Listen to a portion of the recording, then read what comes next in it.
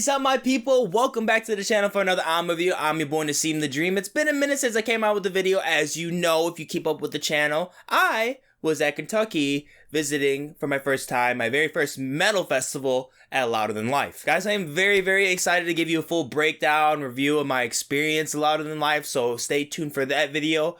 But for now, I want to talk about this album that I've been having on the tip of my mind ever since this came out. So I'll be reviewing this brand new Sudan Archives album, Natural Brown Pop Queen. Brittany Denise Parks, otherwise known as Sudan Archives, is a contemporary R&B act coming out of Cincinnati, Ohio from Stone Throw Records, whom is an artist, singer, songwriter, producer, instrumentalist, fairly new to the game, only after releasing her debut record in 2019, Athena. 3 years later, post-pandemic, arrives this brand new 2022 sophomore LP from Sudan Archives. Now, of course, if you've been keeping up with the channel, I've actually been really familiar and having a lot of fun with her brand new singles that we received so far from this album. Starting with Homemaker, already delivering great melodic work on the chorus as well as an addictive rhythm with these drum sequences, the snares and claps that create this crisp metronome onto the staff, synthetics that swipe the floor with vibrant, colorful sound, and an overall delicate touch of impression to this track in the intro. Talking about my thoughts again with the second release single on here, Selfish Soul, which is an immediate upgrade all the way with this uprising melody playing onto the track and how it packs on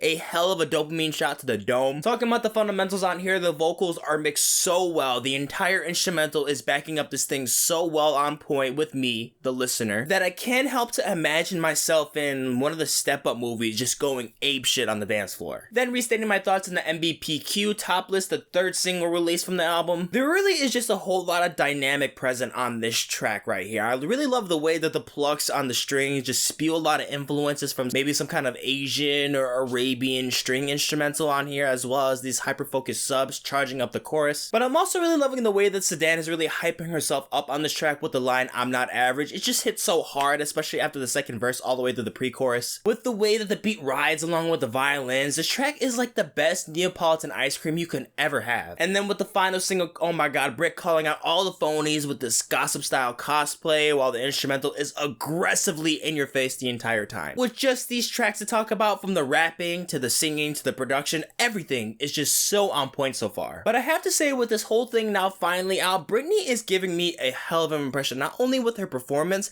but with the sound selection especially. There is just numerous amount of variants of wacky, distinct sound types varying in all frequencies from lows, mids to highs. The vocal styles, the synthetics, the drums, the organic instrumentals, each keeping up with something up their sleeve for most of these tracks. With the song Loyal EDD, I love the way the synths flicker with bright strobe light effects onto Sudan while she sings us beautifully through this track. And then we get moments in here that slow down and stay a little bit more focused and traditional with the R&B influences. And these are starting to become more noticeable on the track Chevy S10, featuring Sudan pushing much more farther into her vocal range this time as well. Now, since we're talking about some of the slow jams on here, I will say there were a couple on here on the project that I felt were a bit in the mild side of the feels with the contrast of the other tracks, or maybe just felt a little bit awkward at adjusting at sometimes. Even with these very minor bumps into the play, this is overall an excellent display of Sudan's origin of influence with great jazz progression, great uses of different styles of synth pop,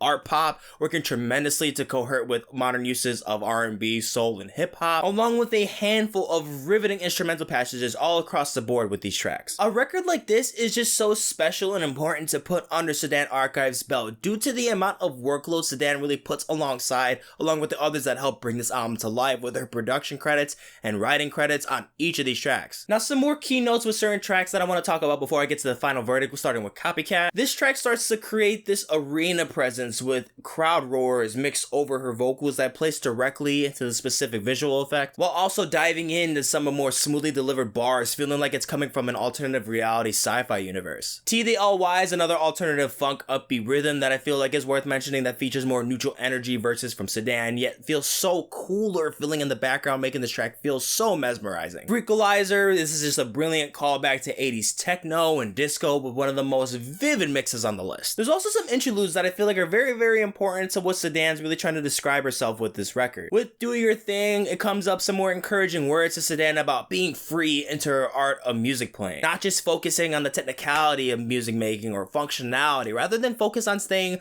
on the beauty of the feeling of music music and let it guide you as you play. This is just a beautiful sentiment that you should add to yourself, not only as a musician, but as any artist or any content creator. Towards the end of the finish, we have some strings with tracks like Yellow Brick Road that feature a jaw-dropping transition onto the tail end of the song. Closing it all with 513 that concludes this sensation with a strong note, giving me the ultimate conclusion to highly recommend this record to you. The elements that I mentioned that are participating in this record with hip-hop, R&B, jazz, pop, experimental fuses are demonstrated wonderfully across the board on here. Sudan Archives is making a statement with this project on utter dominance and alpha mentality into R&B, and I'm here for it. I'm gonna give Sudan Archives Natural Brown Pop Queen an 83%. Guys, as always, thank you so much for watching the video. If you enjoyed, go and like, share, comment down below, and if you're not already, subscribe to the channel. Down in the description, you see all the separate tracklist ratings I have for the album, more videos, and also the links to my social media accounts so you can keep up with me on the daily, and I'm gonna catch you in the next one.